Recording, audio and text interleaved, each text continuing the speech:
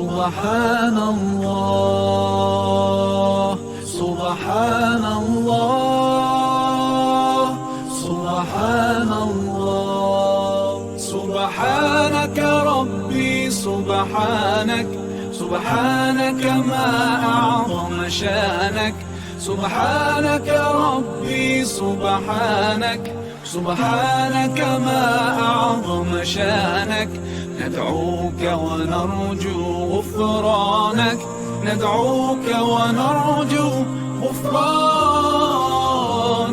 ربي. As I travel through the earth, I can't help but notice the symphony I hear all around, from the smallest grain of sand to the faraway planets, to a flower putting roots in the ground, every bird in the sky, every rock and every raindrop sings as it falls from the clouds, every ant, every plant, every breeze and all the seas. They all sing سبحانك ربي سبحانك سبحانك ما أعظم شانك سبحانك ربي سبحانك سبحانك ما أعظم شانك. اعوذ باللہ من الشیطان الرجیم. بسم اللہ الرحمن الرحیم.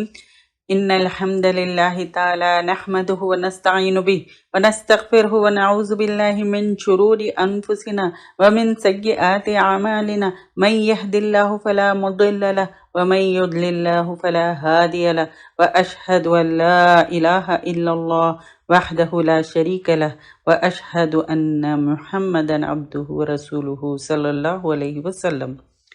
تمام تعریفیں اللہ کے لیے ہیں. ہم اس کی تعریف کرتے ہیں اور اس سے مدد اور معافی طلب کرتے ہیں. ہم پناہ مانگتے ہیں اللہ عز و جل کی خود کی برائیوں سے اور تمام برے کاموں سے. جسے بھی اللہ کی ہدایت ملے اسے کوئی گمراہ نہیں کر سکتا، اور جسے اللہ نے گمراہ کیا اسے کوئی ہدایت نہیں دے سکتا. ہم گواہی دیتے ہیں کہ عبادت کا حقدار صرف اللہ ہے اور کوئی اس کا شریک نہیں ہے، اور گواہی دیتے ہیں کہ محمد صلی اللہ علیہ وسلم اللہ تعالیٰ کے بندے اور رسول ہیں، اور اللہ اپنی سلامتی بھیجے اپنے آخری نبی پر اور ان کے اہل و عیال پر اور ان کے صحابہ پر. جو بھی حق میں آپ لوگوں کے سامنے پیش کروں وہ اللہ تعالیٰ کی طرف سے ہے، اور اگر مجھ سے غلطی یا کوتاہی ہو جائے تو میری طرف سے اور شیطان کی طرف سے ہے. رب اشرح لی صدری ویسر لی امری واحلل عقدۃ من لسانی یفقہوا قولی. السلام علیکم ورحمۃ اللہ وبرکاتہ. اعوذ باللہ من الشیطان الرجیم. بسم اللہ الرحمن الرحیم. سورہ کوثر شروع کرتے ہیں. انا اعطیناک الکوثر، بے شک ہم نے عطا کی آپ کو خیر کثیر. فصل لربک وانحر، پس نماز پڑھو اپنے رب کے لیے اور قربانی کرو. ان شانئک هو الابتر، بے شک دشمن تیرا وہی جڑ کٹا ہے. اب با محاورہ ترجمہ کریں گے. اے نبی صلی اللہ علیہ وسلم، یقیناً ہم نے آپ کو کوثر عطا کی، تو آپ اپنے رب ہی کے لیے نماز پڑھیں اور قربانی کریں. بے شک آپ کا دشمن ہی جڑ کٹا ہے. اب تفسیر و تشریح کریں گے. سورہ کوثر کا تعارف. اس سورت کی پہلی آیت کے لفظ الکوثر کو اس کا نام قرار دیا گیا ہے. اب اس سورت کو سورۃ النحر بھی کہتے ہیں. سورہ کوثر مکی ہے. اس میں 3 آیتیں ہیں، 1 رکوع ہے، 10 کلمات ہیں اور 37 حروف ہیں. رسول اللہ صلی اللہ علیہ وسلم پر خیر کثیر کو اللہ تعالیٰ نے عطا فرمایا ہے، ان کو عنایت کی ہے. اور پھر شکرانے کے طور پر نماز و قربانی کا حکم، اور پھر دشمنوں کی جو آپ صلی اللہ علیہ وسلم پر ہنسی مذاق اڑایا کرتے تھے ان پر جو ہے سو تسلی دینا تھا. آپ صلی اللہ علیہ وسلم کو تسلی کے طور پر یہ صورت خیر کثیر عطا فرمائی. اور اس صورت کا موضوع ہے یعنی یہ ساری چیزیں اس صورت کا موضوع ہے. خیر کثیر کی عنایت، اللہ تعالیٰ نے نبی کریم صلی اللہ علیہ وسلم کو مخاطب کر کے فرمایا کہ ہم نے آپ کو خیر کثیر اور فضل عظیم عطا کیا ہے۔ اس خیر کثیر میں سے جو اللہ تعالیٰ نے آپ کو عطا فرمائی ہیں اس میں سے کیا ہے؟ ایک نہر بھی ہے جس کا نام الکوثر ہے۔ سیدنا انس رضی اللہ تعالیٰ عنہ بیان کرتے ہیں کہ ایک روز جب کہ رسول اللہ صلی اللہ علیہ وسلم ہمارے درمیان تھے، اچانک آپ پر ایک قسم کی نیند یا بے ہوشی کی سی کیفیت طاری ہوئی، پھر ہنستے ہوئے آپ نے سر مبارک اٹھایا تو ہم نے پوچھا، اے اللہ کے رسول، کس چیز نے آپ کو ہنسایا ہے؟ تو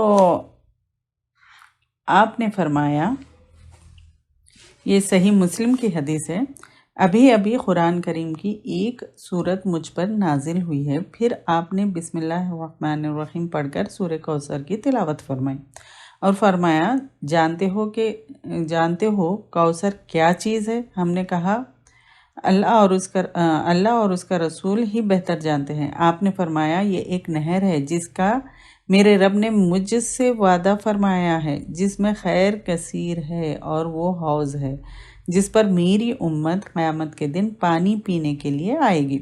اس کے پانی کے برتن آسمان کے ستاروں کی تعداد میں ہوں گے، یعنی جو آسمان پر جو ستارے ہیں، یعنی تارے جو ہے اتنے ہوں گے، اس میں ایک شخص کو وہاں سے بھگا دیا جائے گا تو میں کہوں گا، اے میرے پروردگار، یہ شخص میرا امتی ہے۔ اللہ تعالیٰ فرمائے گا، یہ آپ کا امتی نہیں ہے، آپ نہیں جانتے کہ انہوں نے آپ کے بعد کیا نیا دین اختیار کیا ہے۔ اللہ تعالیٰ ہم کو توفیق دے صحیح دین پر عمل کرنے کی، صحیح دین کی راہ پر ہم کو اور سلف صالحین کی راہ پر ہم کو رکھے اور ہدایت دے اور آسان کرے ہمارے لیے۔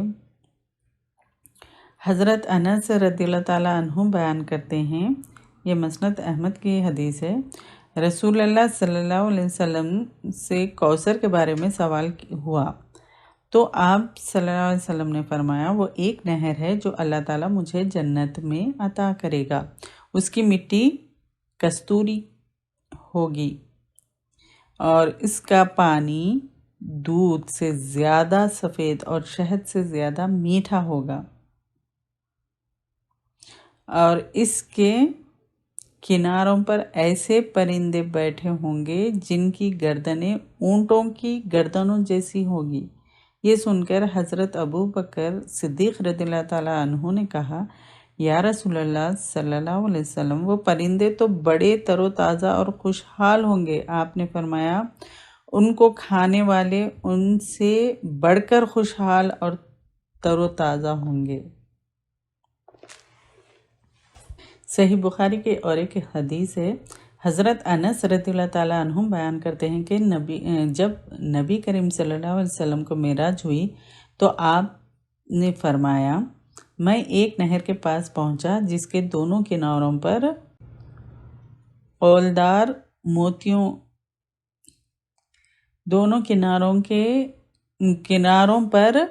خولدار موتیوں کے خیمے لگے ہوئے تھے۔ میں نے پوچھا، اے جبرائیل، یہ کیا ہے؟ انہوں نے کہا، یہ کوثر نہر ہے۔ اللہ تعالیٰ نے سورہ کوثر میں آپ کو جو ہے سو کوثر یعنی خیر کثیر عطا فرمانے کا ذکر کیا ہے، جس میں نہر کوثر بھی شامل ہے۔ اس کے ساتھ اللہ تعالیٰ نے نبی کریم صلی اللہ علیہ وسلم کو تسلی دی ہے اور آپ کو بے نام و نشان بتانے والوں سے آپ کا دفاع بھی کیا ہے، تو آپ کی نسل اور نسب صرف دنیا ہی میں باقی نہیں رہے گی، بلکہ آپ کی روحانی اولاد کا رشتہ محشر میں بھی محسوس ہوگا، جہاں وہ تعداد میں تمام امتوں سے زیادہ ہوں گے اور ان کا اعزاز و اکرام بھی سب سے زیادہ ہوگا۔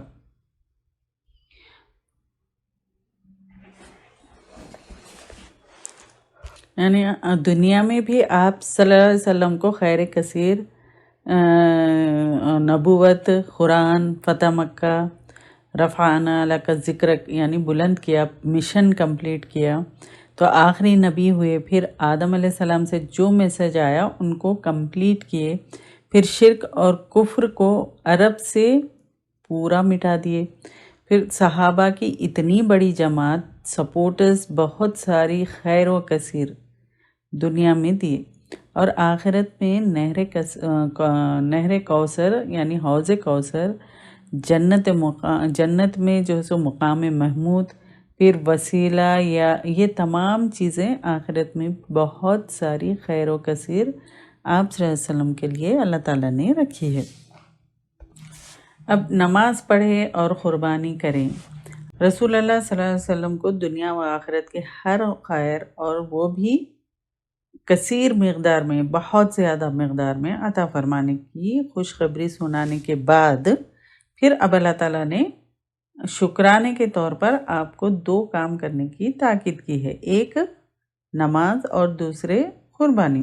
تو نماز بدنی اور جسمانی عبادتوں میں سب سے بڑی عبادت ہے، اور قربانی مالی عبادتوں میں اس بنا پر خاص اہمیت رکھتی ہے کہ اللہ تعالیٰ کے نام پر قربانی کرنا بت پرستی سے ایک طرح کی بغاوت ہے، کیونکہ کفار و مشرکین کی قربانیاں بتوں ہی کے نام ہوتی تھی، تو اس وجہ سے پھر اسی لیے قرآن مجید میں نماز کے ساتھ قربانی کا ذکر کرتے ہوئے نبی کریم صلی اللہ علیہ وسلم سے کہا گیا، قُلْ إِنَّ صَلَاتِي وَنُسُكِي وَمَحْيَايَ وَمَمَاتِي لِلَّهِ رَبِّ الْعَالَمِينَ، کہہ دیجئے بے شک میری نماز، میری قربانی، میری زندگی اور میری موت سب کچھ اللہ رب العالمین کے لیے ہے۔ یہ سورہ انعام کی آیت ہے۔ مطلب یہ کہ نماز بھی صرف اللہ کے لیے اور قربانی بھی صرف ایک اللہ کے نام پر۔ مشرکین کی طرح ان میں دوسروں کو شریک نہ کرے۔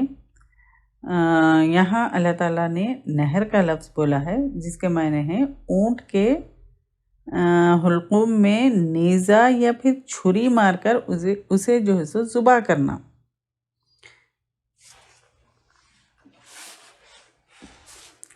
دوسرے جانوروں کو زمین پر لٹا کر ان کے گلے پر چھری پھیری جاتی ہے، اسے ذبح کرنا کہتے ہیں۔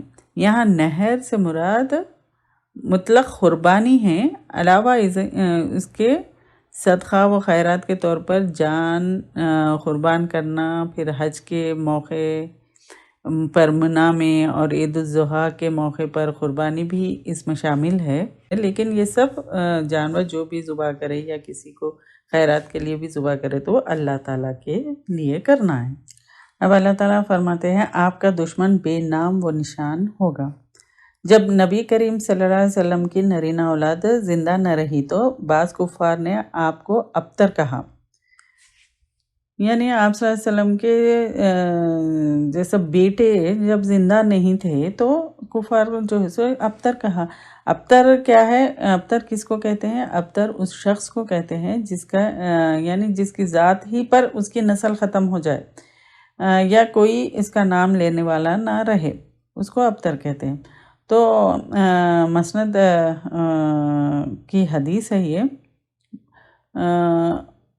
حضرت عبداللہ بن عباس رضی اللہ تعالیٰ عنہ بیان کرتے ہیں کہ جب کعب بن اشرف یہودی مکے میں آیا تو قریش کیا کیے، قریش مکہ نے اس سے کہا آپ تو اس کے سردار ہیں، کیا آپ اس جڑ کٹے بے اولاد شخص کی طرف نہیں دیکھتے جس کا خیال ہے کہ وہ ہم سے افضل ہے، حالانکہ ہم حاجیوں کے اہل میں سے ہیں، بیت اللہ ہمارے ہاتھوں میں ہیں، زمزم ہمارے قبضے میں ہیں۔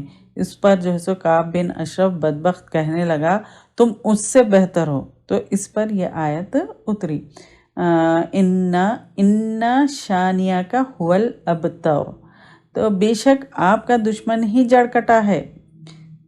تو اللہ تعالیٰ نے آپ کو تسلی دی کہ ابتر آپ نہیں بلکہ آپ کے دشمن ہیں۔ تو پھر اللہ تعالیٰ نے آپ کی نسل کو بھی باقی رکھا، اگرچہ اس کا سلسلہ لڑکیوں کی طرف سے ہے، اس طرح آپ کی امت بھی آپ کی روحانی اولاد ہے جس کی کثرت پر آپ قیامت کے دن فخر کریں گے۔ پھر اس کے علاوہ پوری دنیا میں آپ کا ذکر نہایتی عزت و احترام سے کیا جاتا ہے۔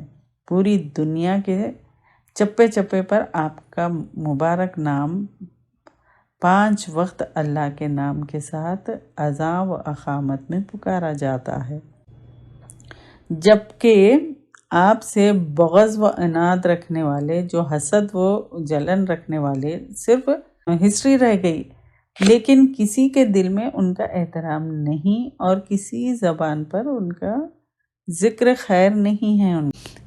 لیکن آپ صلی اللہ علیہ وسلم کا نام جب بھی لیا جائے تو ہر مسلمان درود پڑھتا ہے، اور پورے دنیا کے چپے چپے پر آپ کا نام کی آواز یعنی اذاں اور اقامت میں آپ کا نام لیا جاتا ہے، پکارا جاتا ہے، تو یہ خیر کثیر ہے۔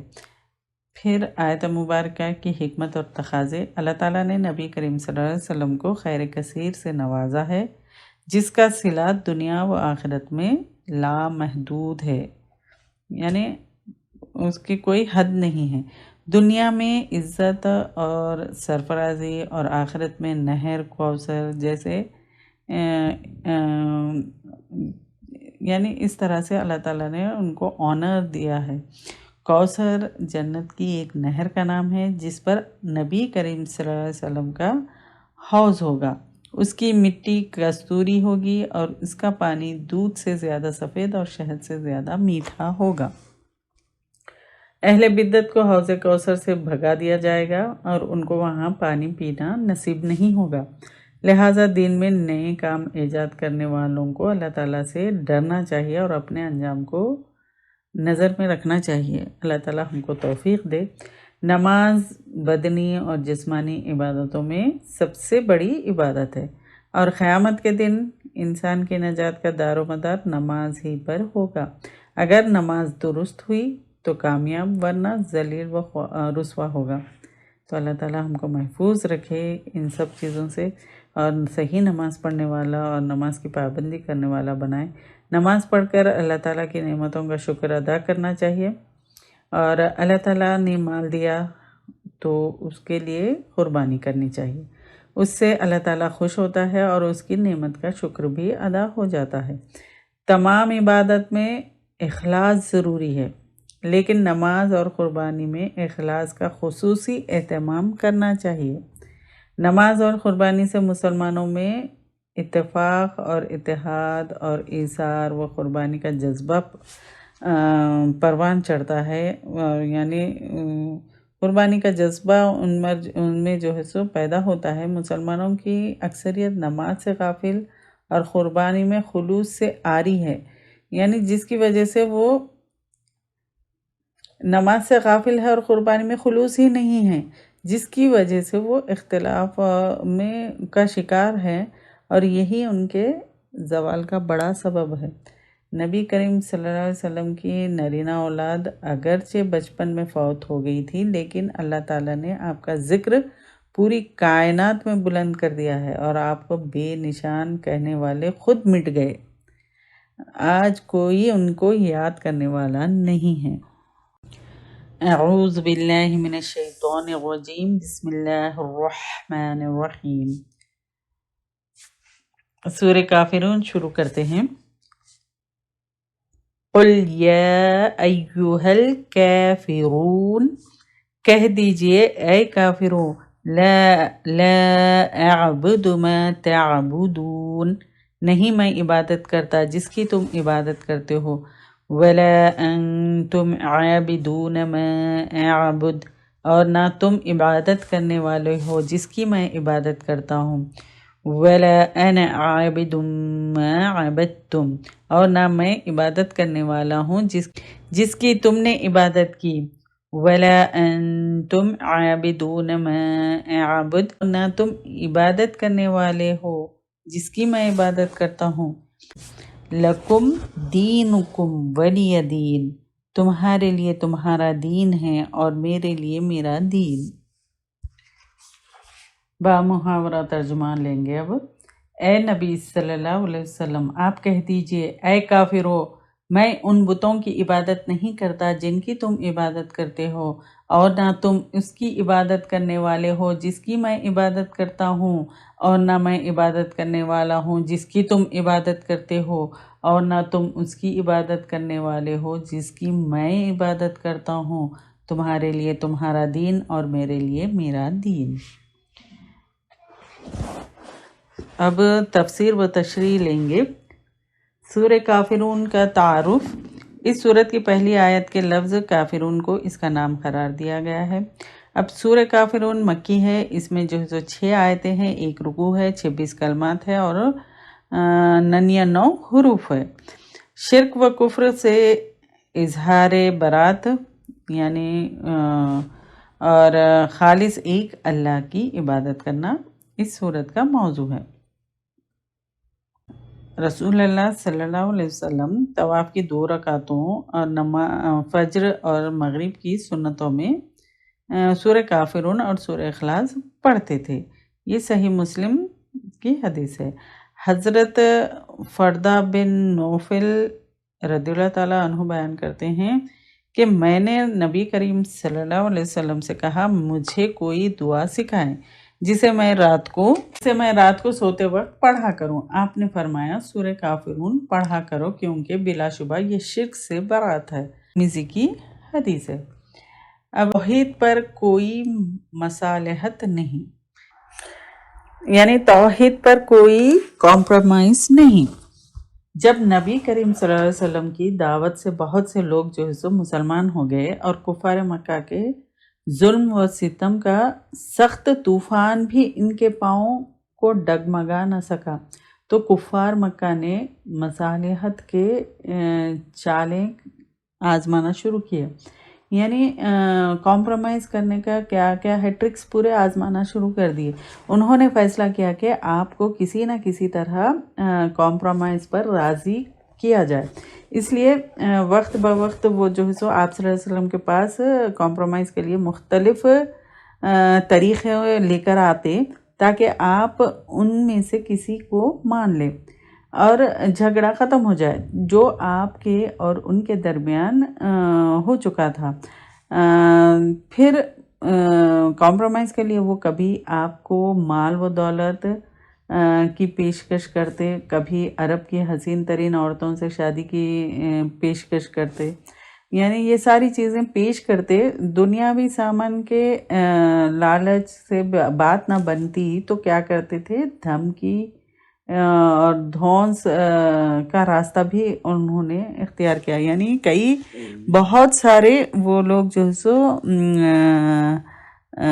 ٹرکس اپنائیں کافر، پھر کسی نہ کسی طرح لوگوں کو دین اسلام سے ہٹا دے، کسی بھی طرح، یعنی کبھی لالچ دیے، کبھی دھمکی دیے، کبھی جو ہے سو کہا جو چاہے قدموں میں، یہ کبھی کہا کہ جو چاہے قدموں میں ہم جو ہے سو لا کر رکھ دیں گے، مال، حکومت، تو آپ ہماری بات مان لے۔ جب یہ سارے ہیلے جو ان کے جو ٹرکس تھے ناکام ہو گئے تو کفار مکہ نے یہ خطرناک چال چلی کہ آپ کی خدمت میں حاضر ہو کر کہا کہ ہم آپ کے پاس ایک ایسی جو ہے سو پیشکش لے کر آئے ہیں جس میں آپ کی بھی بھلائی ہے اور ہماری بھی بھلائی ہے۔ تو نبی کریم صلی اللہ علیہ وسلم نے پوچھا وہ کیا چیز ہے؟ تو انہوں نے کہا 1 سال آپ بھی ہمارے معبودوں یعنی لات و عزا کی عبادت کریں اور 1 سال ہم آپ کے معبودوں کی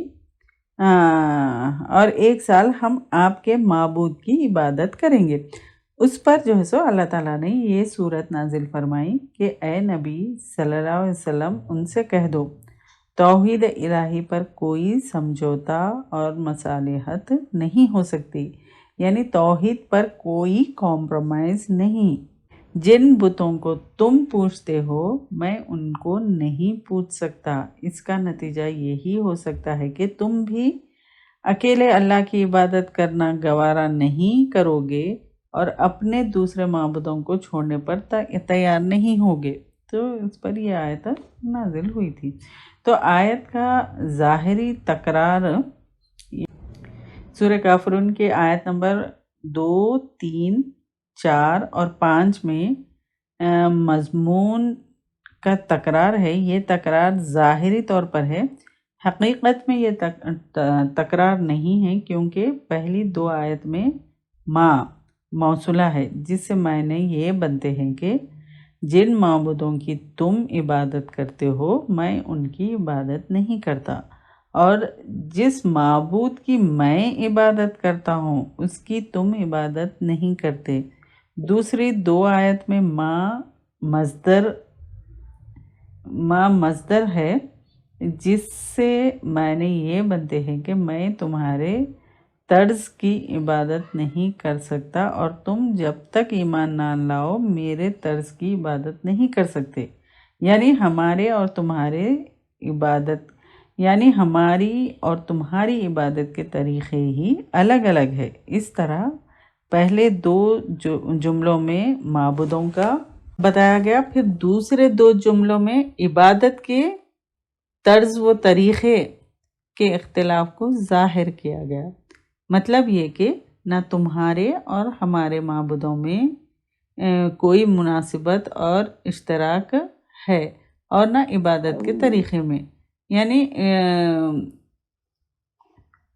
کچھ بھی سملر نہیں ہے اور نہ عبادت کے طریقے میں بھی کوئی سملر نہیں ہے، نہ کوئی اس میں شرکت ہو سکتا ہے، یعنی مسلمانوں کی عبادت کا طریقہ وہ ہے جو بذریعے یعنی اللہ وحی کے ذریعے رسول اللہ صلی اللہ علیہ وسلم کو بتایا گیا، جبکہ مشرکین کے طریقے خود کے ہے، خود ساختہ ہے۔ کلمہ اسلام یعنی لا الہ الا اللہ محمد الرسول اللہ سے یہی مفہوم نکلتا ہے کہ اللہ کے سوا کوئی برحق معبود نہیں، اور عبادت کا وہ طریقہ معتبر ہے جو محمد رسول اللہ صلی اللہ علیہ وسلم کے واسطے سے ہم تک پہنچا ہے۔ یہ اس کا مطلب ہے، جیسا کرو گے ویسا بھرو گے۔ اللہ تعالیٰ نے نبی کریم صلی اللہ علیہ وسلم کو فرمایا ہے کہ آپ ان کفار سے کہہ دیں کہ اگر تم اپنے دین پر راضی ہو اور اسے چھوڑنے کے لیے تیار نہیں ہو تو میں اپنے دین پر راضی ہوں، میں اسے کیوں چھوڑوں۔ یہ ہے لنا اعمالنا ولکم اعمالکم، ہمارے لیے ہمارے اعمال ہیں اور تمہارے لیے تمہارے اعمال۔ یہ سورہ قصص کی آیت ہے۔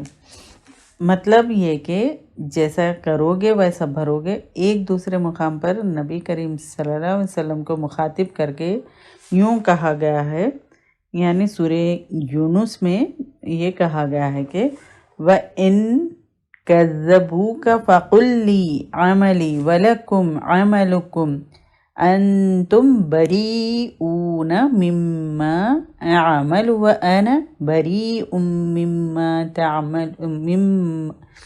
مِمَّا تَعْمَلُونَ، اور اگر وہ آپ کو جھٹلائیں تو کہہ دیجئے میرے لیے میرا عمل ہے اور تمہارے لیے تمہارا عمل، تم اس سے بری ہو جو میں عمل کرتا ہوں اور میں اس سے بری ہوں جو تم عمل کرتے ہو۔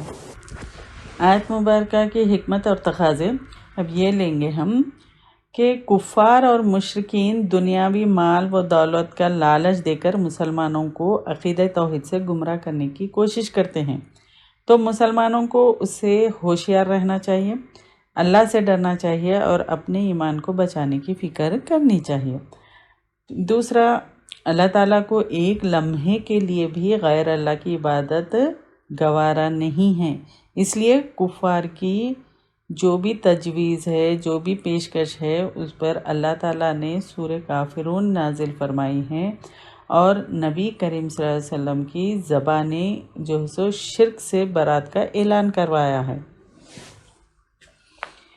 اور پھر تیسری چیز، جس طرح بتوں کی عبادت حرام ہے اسی طرح مزاروں اور آستانوں پر چڑھاوے چڑھانا، نظر و نیاز کرنا، رکوع سجدہ کرنا، ہاتھ باندھ کر جو ہے سو تعظیم سے کھڑا ہونا، انہیں جو ہے سو مشکل کشا مشکل کشا اور حاجت روا اور فریاد رسی یعنی فریاد رس سمجھنا یہ سب حرام ہے، کیونکہ یہ سب چیزیں عبادت ہیں اور اللہ کے سوا کسی کی عبادت جائز اور حلال نہیں ہے۔ مسلمانوں اور مشرکوں کے معبود بھی الگ ہیں اور عبادت کا طریقہ بھی الگ ہے۔ مسلمانوں کا طریقہ عبادت کیا ہے؟ وحی الہی ہے، یعنی جو وحی کے ذریعے آپ صلی اللہ علیہ وسلم پر نازل ہوا وہ ہے، جبکہ مشرکین کا عبادت کا طریقہ کیا ہے؟ خود کا بنایا ہوا ہے، اس لیے ان کے درمیان بھی اتفاق اور اتحاد نہیں ہو سکتا۔ تو عبادت کا طریقہ وہی معتبر ہے جو محمد صلی اللہ علیہ وسلم کے ذریعے سے ہم تک پہنچا ہے۔ اس کے سوا کوئی طریقہ چاہے وہ کیسا ہی ہو اللہ کے یہاں ہرگز قابل قبول نہیں ہے۔ کفار اور مشرکین اگر اسلام کو قبول نہیں کرتے، ہٹ درمی کا مظاہرہ کرتے ہوئے شرک اور کفر پر اڑے رہتے ہیں، تو وہ جیسا عمل کریں گے اللہ کے یہاں ویسا ہی بدلہ پائیں گے، یعنی یہ بات ہے نا کہ جیسا کرو گے ویسا بھرو گے۔ تو اسلام میں ایسی صلح کی کوئی گنجائش نہیں ہے جو اللہ کے حلال کردہ کو حرام یا حرام کو حلال کر دے، اس لیے مسلمانوں کو اصولی دین کے خلاف کبھی صلح نہیں کرنی چاہیے۔ پھر مسلمانوں نے جب بھی دین کے اصولوں کے خلاف صلح کی ہے تو ایمان کی جگہ نفاق نے اور یونٹی کی جگہ تفرقہ بازی نے جگہ لے لی ہے، اور دشمنوں نے اس سے جو ہے سو بھرپور فائدہ اٹھایا، جس سے مسلمان جو ہے سو ذلیل و خوار ہو کر رہ گئے ہیں۔ اللہ تعالی ہم سب کو توفیق دے اور دین پر ثابت قدم رکھے، آمین۔ وآخر دعوانا عن الحمد للہ رب العالمین۔ سبحانک اللہم و بحمدک، نشہد ان لا الہ الا انت، نستغفرک و نتوب الیک۔ اللهم اهدنا فيمن هديت، وعافنا فيمن عافيت، وتولنا فيمن توليت، وبارك لنا فيما أعطيت، وقنا شر ما قضيت، إنك تقضي ولا يقضى عليك، إنه لا يذل من واليت ولا يعز من عاديت، تباركت ربنا وتعاليت۔